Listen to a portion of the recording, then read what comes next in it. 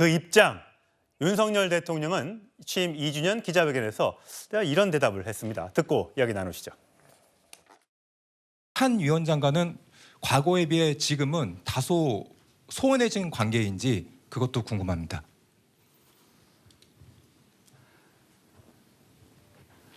글쎄 우리 비서실장 또 원내대표 한동훈 위원장 이렇게 아마 점심 먹는 자리에서 그런 얘기가 나온 것 같은데 좀 오해가 있었던 것 같습니다. 정치인으로서 확고하게 자리매김을 했다고 저는 생각합니다. 아니 저와 20년이 넘도록 이렇게 교분을 맺어온 한동훈 위원장을 언제든지 만날 것이고요. 언제든지 식사도 하고 만나게 될 것이라고 말씀드리겠습니다. 자, 일단 저희 네 분께 한번 여쭤보고 싶어요. 한동훈 전 비대위원장에 대해서 질문이 나오니까 5초간 뜸들이다 글쎄 20년 넘도록 교분을 맺어와서 언제든지 만날 것이다. 부담 주지 않고 기다리는 것이 맞지 않나 생각한다. 자, 이 발언인데 이 발언은 윤석열 대통령의 한동훈 전 비대위원장을 향한 덕담으로 들리십니까? 아니면 혹시 경고로 들리십니까? 자, 네 분의 그러면 덕담으로 들린다는 분 한번 손 한번 들어봐 주십시오. 두 분. 그럼 경고는 두 분, 나머지는 경고신 거죠? 아니 경고는 아니죠. 그럼 뭡니까? 그러니까 먼저 들어볼게요. 덕담도 아니고 경고도 아니고. 그럼 뭡니까? 그러니까 이게 덕담이 그러니까 대통령이 정치적 중립이 있잖아요. 네. 한동훈 위원장은 어쨌든 여측의 여권의 잠재적 대권 주자이기 때문에 한동훈 전 비대위원장에게 편파적인 얘기를 할 수 없는 거죠. 그렇죠. 그러니까 뭐 유승민 의원도 있고 원희룡도 있고 여러분이 계시잖아요. 그렇기 때문에 저는 답변에 제한된 그런 정치적 상황에서 하는 말이 그냥 정제된 말씀을 하신 거죠. 그러니까 정치인으로 자리 잡았다라는 취지는 덕담인 것이고요. 그다음에 정치인이라는 그 네이밍을 하는 순간에 사실은 감정보다는 상당히 많은 노력을 해야 된다라는 취지. 예전에 있었던 직업공무원하고 다르다. 그다음에 비대위원장 임명직 비대위원장이었잖아요. 이렇게 자리가 주어지는 것하고 본인이 인기 관리를 해가지고 국민적 지지를 끌고 가야 되는 것하고 다르다라는 취지는 어찌 보면 경고 충고죠. 따라서 저는 오히려 걸어가라, 뛰어가지 말고 걸어가라, 잘 걸어가길 바란다 정치인으로서 여기에 대통령의 포인트가 있다고 보고 그 네. 말은 서두르지 마라라는 취지로 전 들었어요.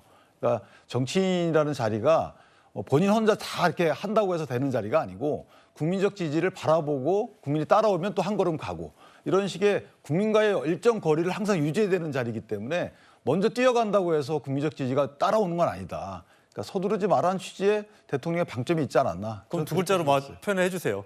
경고, 덕담 아니면 뭡니까? 보험 덕담으로 봅니다. 예. 자, 그럼 장 변호사님 혼자 지금 경고를 보신 거예요? 저는 덕담과 경고 두 가지 선택지밖에 없다면 경고가 맞다라고 그래요? 생각합니다. 최소한 덕담은 아니라는 생각이 드는데요.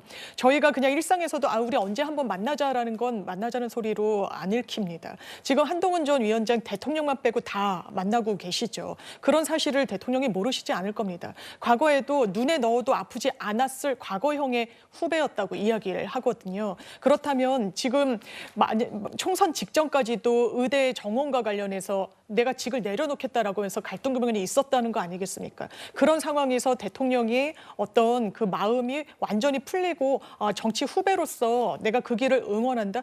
이 어떤 정치인도 본인의 이인자를 집권 중에 키운 바가 없다고 하지 않습니까? 그 맥락에서 저는 대통령의 발언을 이해하는 게 맞다고 생각합니다. 네, 윤석열 대통령 말고도 홍준표 대구시장 또 이준석 개혁신당 대표 다 한동훈 전 비대위원장에 대해서 한마디씩 하고 있습니다. 자, 이준석 대표의 목소리 한번 들어보시죠. 한동훈 위원장은 꾸러기룩이라고 하거든요.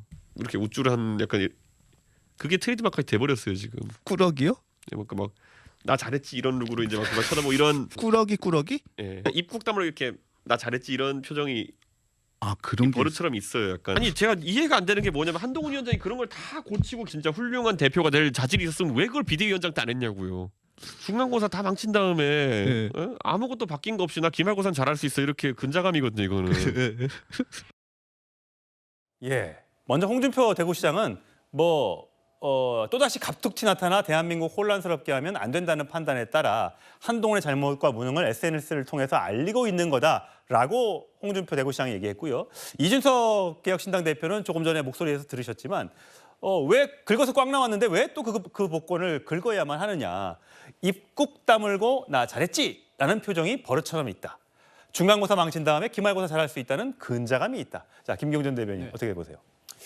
저는 이준석 대표나 그다음에 홍준표 시장이 본인이 생각하는 한동훈에 대한 어떤 이미지 그거를 꽉 어떤 틀에 딱 박아놓고 이거는 절대 변하지 않는다 계속 강조를 하고 있는 것 같습니다. 근데 이분들이 제3자의 객관적인 시각이 아닙니다. 왜냐하면 어떻게 보면 다음에 대선의 잠재력은 잠룡이거든요. 그렇기 때문에 객관적인 부분이 저는 미흡하다고 보고 무엇보다도 저는 이 총선의 과정을 통해서 한동훈은 성장을 했습니다.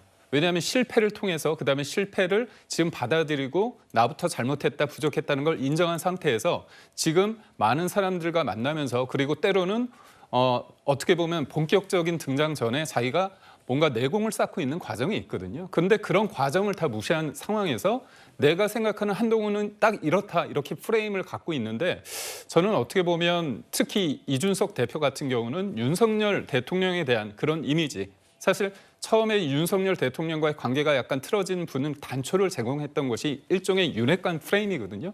그걸 가지고 어떻게 보면 본인의 정치 어떤 생명, 어떤 이런 힘을 만들어놓은 원동력이기 때문에 어떻게 보면 지금은 예. 한동훈을 통해서 본인의 그런 것들을 좀 키워가는 거 아닌가 그런 생각을 해봅니다. 강성태 부위원장님, 저는 아까 꾸러기룩이라고 들었는데 꾸러기룩 동의하세요? 그 비판? 아니 뭐 저도 뭐 일정 부분 동의하는데요. 뭐 근데 총선 기간 때는 저도 이준석 대표처럼 저 꾸러기처럼 보이는 게 상당히 보기 싫었는데 사실 또 이제 선거 끝나고 나서 사방에서 그 한동훈 비대위원장을 공격하니까 또 안쓰러운 마음도 있고요. 저는 그 이준석 대표가 조금 잘못 알고 있는 게 있어요.